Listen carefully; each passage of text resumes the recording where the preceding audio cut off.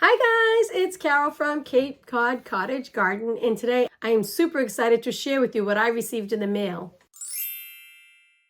I placed another order with Bootstrap Farmer, so let's take a look at what I got. So I did place quite a large order with Bootstrap Farmer because if you watch this video, I'll link it above. When I was potting up my ranunculus, I was scrambling for containers, folks.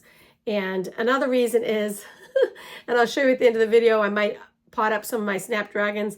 I don't know what I was thinking, but I sowed about 500 Snapdragons. I don't know what I was thinking. Anyway, so let me show you what I have. So first of all, I bought more of these 6 cell packs. They look like this.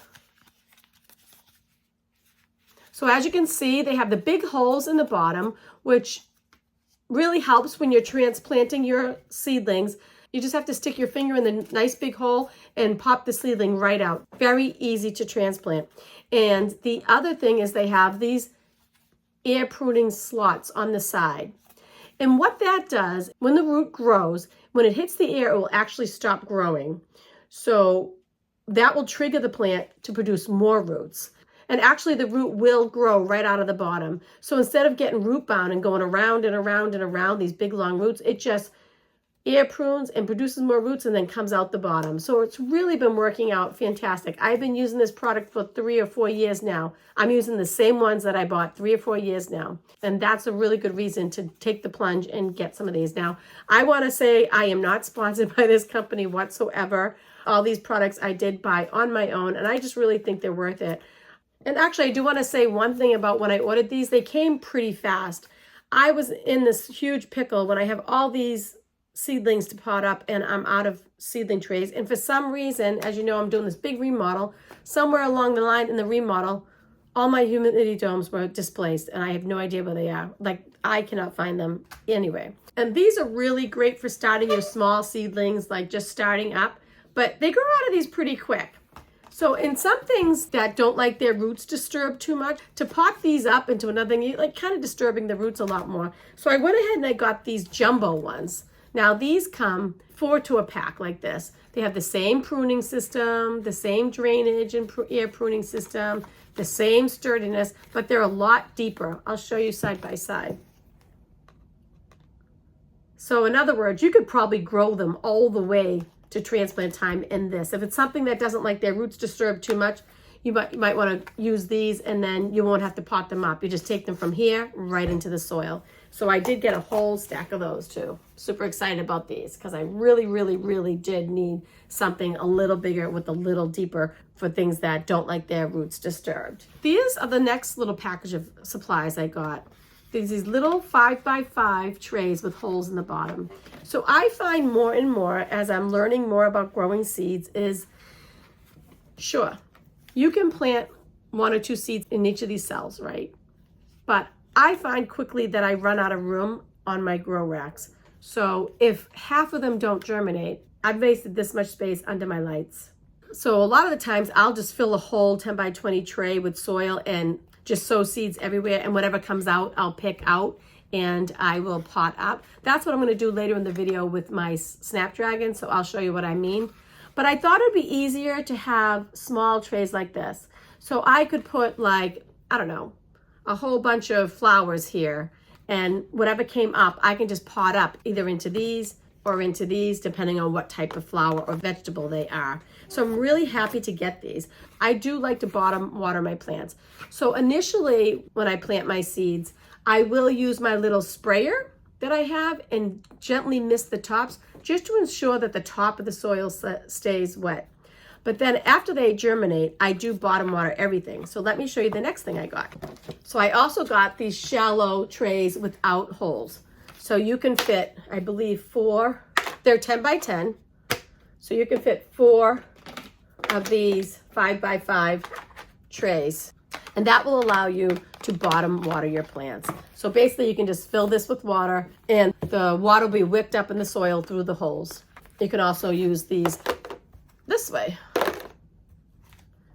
And it will hold 6 of these trays. Just like that. The importance of bottom watering is it encourages the roots to grow very deep and very strong, reaching for that water.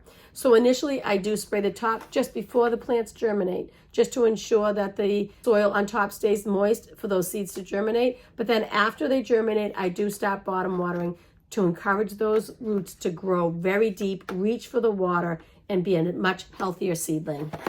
And the last thing, keeping in mind that I have 500 Snapdragons to pot up, and I had no idea where or how I was gonna, one, have enough pots to pot those up, and two, how I was gonna fit them all into the lights. So I bought these. I bought several of these trays. Look at all those cells on this one tray. These trays have 128 cells in them. Now they're pretty small, but for a cool season flower like my Snapdragons, I don't plan on them being in here too long. I'm gonna plant them out very soon. I will say with these larger seed cells like this, it's not the super hard plastic that the other products are. So I'm not sure these will last like year after year after year. I'll probably get 3 years or maybe more, but I don't know. But they're a little more, you can kind of see they're just a little more thin walled than the other ones. And they don't have the ear pruning slots. They're probably more suited to like a grower that's growing hundreds and hundreds of starts and just uses them for a very short period of time. That's what I think these are for, but I'm still happy I got those. So, do you think I have enough seed starting cells yet? I don't think I do. Okay, so here's my Snapdragons. Look how beautiful they are. But they need to get out of this tray. So this is what I mean, how I used a whole 10-20 tray and potted up the Snapdragons. I don't know what I was thinking why I potted up so many. I think my thought process was with some of these seeds were old, and I said, heck, I might as well just throw them all in. They're getting old. They probably won't germinate. Well, you know what? They germinated pretty good. Look at those babies. So I am going to attempt to pot up at least some of these. I have, I think, what do I have here? I have apple blossom snaps. I have 200 of those.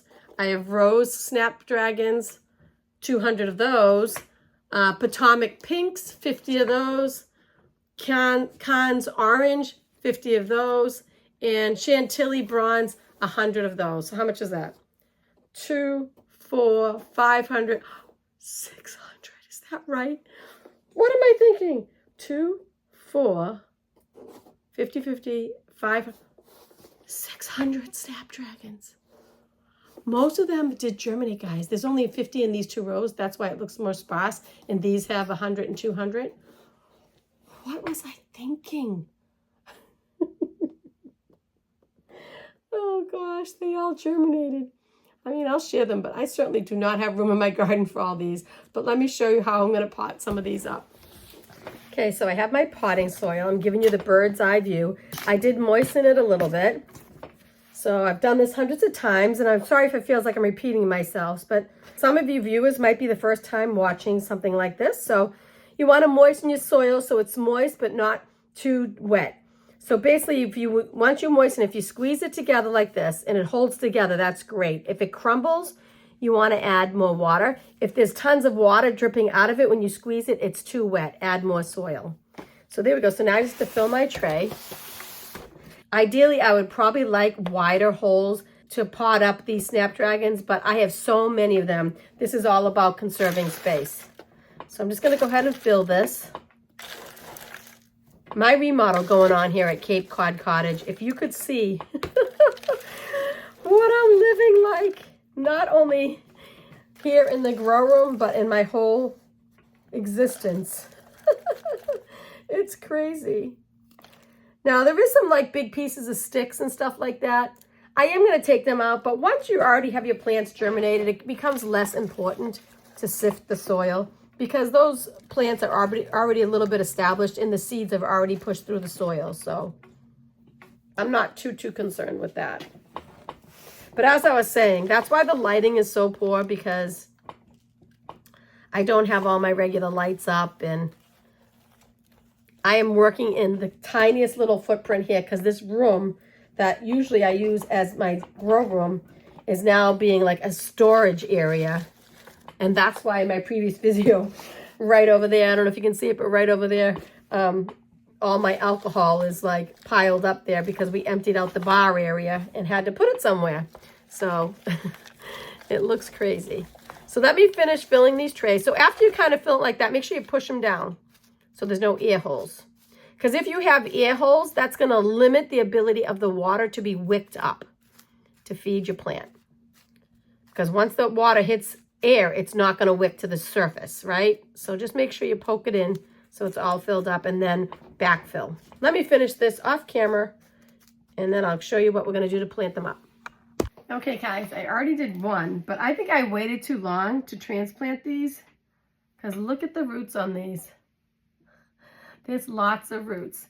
The other thing, when you're teasing apart your seedlings, look how long those roots are. So these, they can't stay too long in these trays because they're not deep enough, but I do not have 500 deeper trays to put these in. Oh, 600, sorry, 600. So basically, you're just going to make a little hole. Gently push the roots deep into the hole. Make sure all the roots are down. Use a pencil or a poker or anything you want to use. And then just push the soil around it like that. 600 more to go. Or 598 more to go. Do one more with you. So another thing is when you're handling the seedlings, separating them and everything, hold them by the leaves, not the stem. Because if you happen to hold too tightly or damage the stem at all, the plant is no longer going to be able to get nutrients. So hold it by the leaves. If you break off a leaf, it's not a big deal. There's other leaves there to get the light. But if you break off the stem or pinch the stem, the plant is done for. I cannot believe the roots on these. I can barely get them down in the hole. Oh my gosh, I waited too long. But like I said, I didn't have the supplies. I'm going to backfill that a little bit.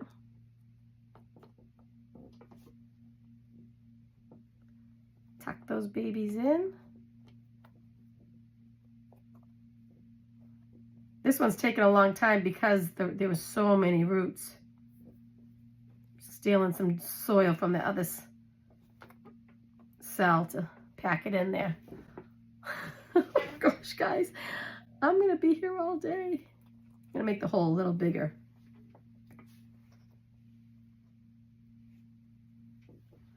Look at that baby Snapdragon. Now, today is March 19th. I mean, ideally, these could be going out anytime soon. But with my remodel and everything that's going on, I'm behind in everything.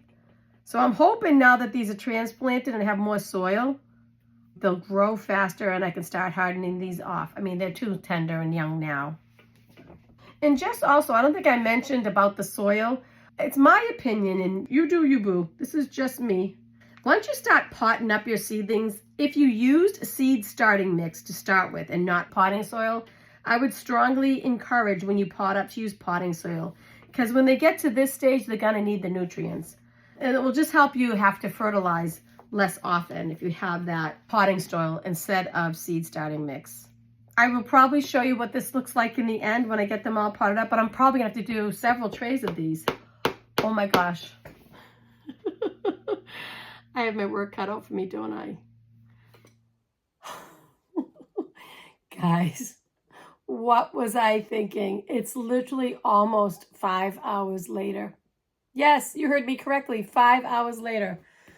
But I potted up most of the Snapdragons. We have these. We have these. And we have these. Note to self. I do not need to sow 600 Snapdragons next year. Let this be a lesson. To make something positive out of this mess that I've created for myself, I decided to do, since I had extra seedlings, do a little experiment. So what I did was I planted up some in these bigger cells, and I also planted up some in just a flat tray like this, only 9 in this cell, to see how they grow in comparison to these. Because these cells here are like 1 inch, and these are a little bigger, maybe 1.5 inches, I'm not sure. But they are a little bigger. So I just want to do that experiment with the extra Snapdragons I have. Now, unfortunately, I mean, I mean, I could have just taken out only the big ones and just tossed the tiny little ones. I mean, that's what any normal sane person would do, but I have such a hard time throwing away plant babies that want to live. Because this right here is making me really sad. Because there is some left that I just don't have the space for that are going to probably go into the compost bin. Makes me sad. But what can I do? I just made the error of just simply sowing too many Snapdragons. But that's okay. We're going to learn from it. We're going to do a little experiment so we can learn from it twice. And we're going to move on. I'm punchy right now because I'm so tired. 5 hours of potting up did me in. So I'm going to sign off now and grab some dinner and try to relax for the rest of the night. It's like dark out now. I started this morning. But anyways, I hope you enjoyed the unboxing of my new Bootstrap Farmer supplies. And I hope you will learn from me and not grow this many Snapdragons for your backyard. So until next time, guys, get out there and grow. Bye.